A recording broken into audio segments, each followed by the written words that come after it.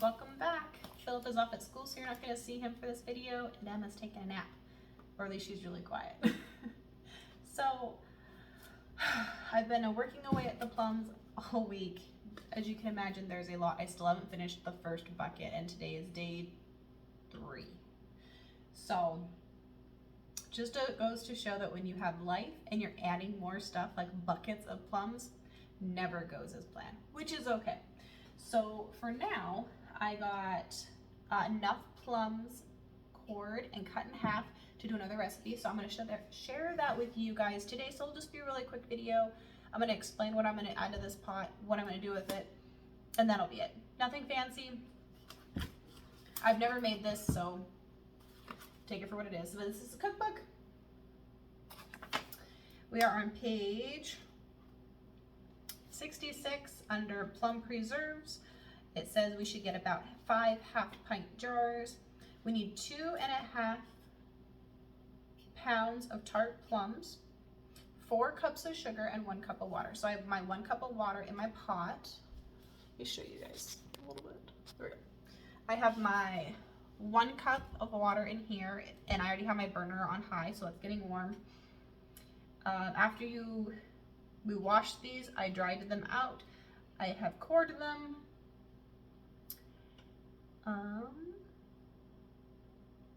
We want to combine our plum, sugar, and water in a large saucepan. Bring mixture to a boil, stirring until our sugar dissolves.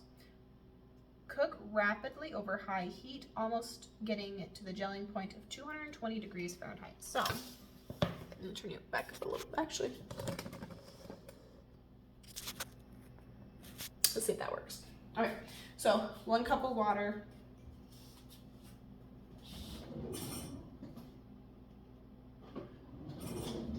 I'm missing my measuring cup. All my 1 cups must be dirty, so we'll use a half cup. So we need 4 cups of sugar, so we're gonna need 8 of these.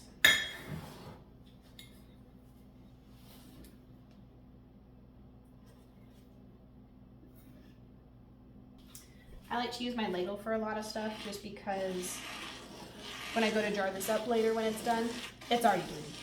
So I don't have to dirty something else. So we're gonna go ahead and get this, getting it dissolved.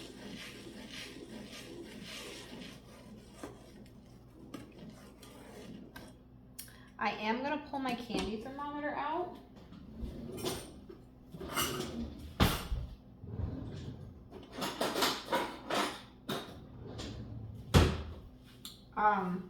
I do a lot of candy during Christmas time, so I have one.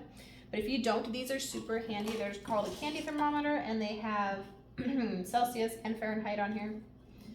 And then we want it to go to 220, which on here, 250, which there's no line marking on here for 220. That's okay.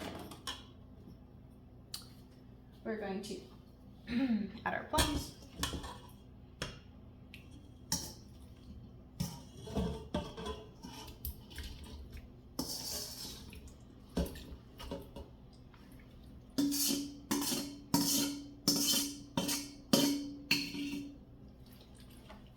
Put this by the sink. My sink is an absolute disaster right now. So many things going on. I still have plums in the sink that are washed and dried, ready to be cut. So we're gonna keep working on those this evening. See if I can get Tyrell to help me. We did it the other night and it worked really well with one person taking a plum out and cutting it in half. Yeah, halfway around.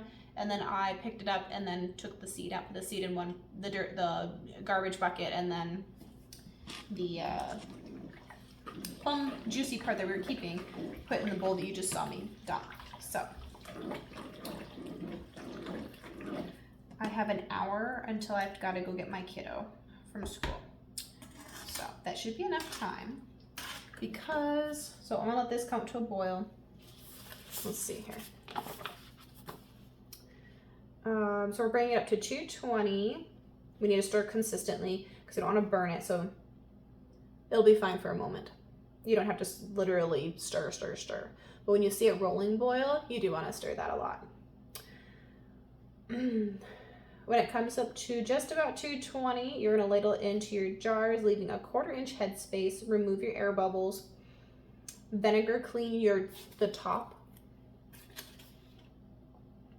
And then we are going to put your 2-piece lid on. So you put the lid on and then you put your ring on, finger tight. Then you're gonna place the jar in your water bath canner. Make sure your water is covering your jars by 1 inch. And you are going to process 1/2 pint jars for 15 minutes.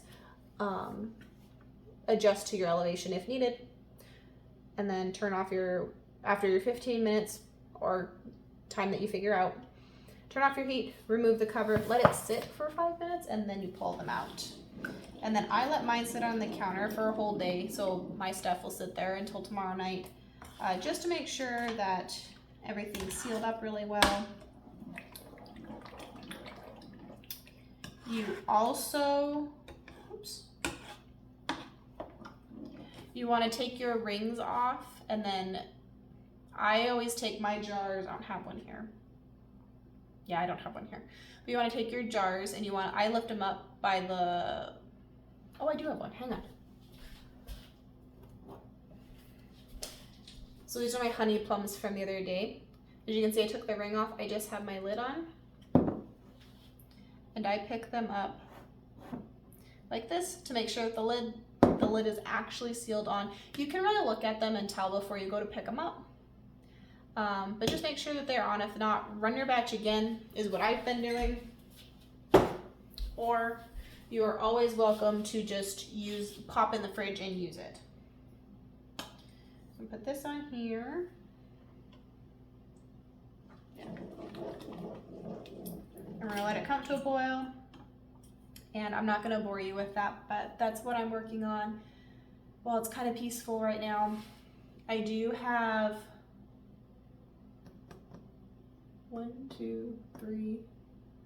3 more full buckets, 5-gallon buckets in the living room.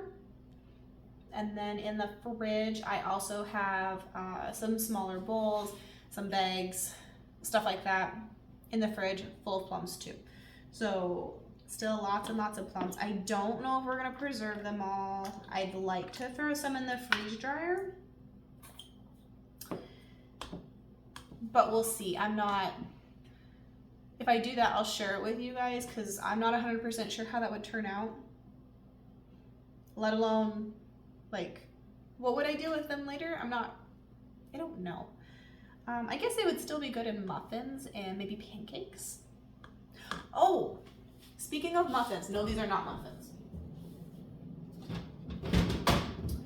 But my kiddo, for snacks for school, he wanted something different than things I was giving him, which was like Laura bars and stuff like that. He wanted something, I don't know. He said he wanted something different and he wanted chocolate. So I said, okay, go pick out the kind of chocolate chips you want and we'll make some energy balls. So these are super fun to make. There's all sorts of recipes out there for them.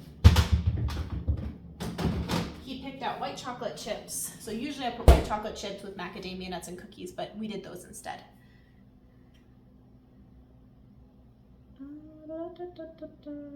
We are at 175 already. So, but if you're looking for a different snack, those are super handy.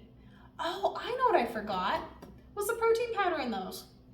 I was trying to figure out today. I was like, why are they still kind of tacky? Because usually they're tacky, but they're not like stick to your, like make your fingers stick together because there's honey and peanut butter in them. I could not figure it out. I forgot the protein powder. Well, that'll do it. But yeah, so the ones that I have for the kids, we have some protein powder we add to them. But like today's, they still taste fine. So happy preserving, guys. Give new recipes a try. You never know what you're gonna find that you're really gonna like. We don't eat a lot of jams and jellies here, but if you were to come to my house right now, you would see a lot of different varieties. There's apple, pear, peach, rhubarb, strawberry, gonna be adding plum. But they make really good presents. If you make little baskets, you could put like 3 things together, tie it up and give it to your mom. All sorts of people love homemade stuff. So even if you don't want to put it up for yourself, maybe it'd make a good gift. So maybe we'll do jalapeno jelly jam, whichever it is, later. But right now, I'm just gonna make plain because we don't like spicy stuff, and I do really want to put some calmer flavored plum jelly up on the shelf for us. And I have bread in the oven, so if I can get this done and that done around the same time, those two together would make a great snack from the kiddo. Well, when one kiddo comes home from school and I wake the other kiddo up. So, till next time, guys, enjoy your fall, and we'll see you again soon. Bye.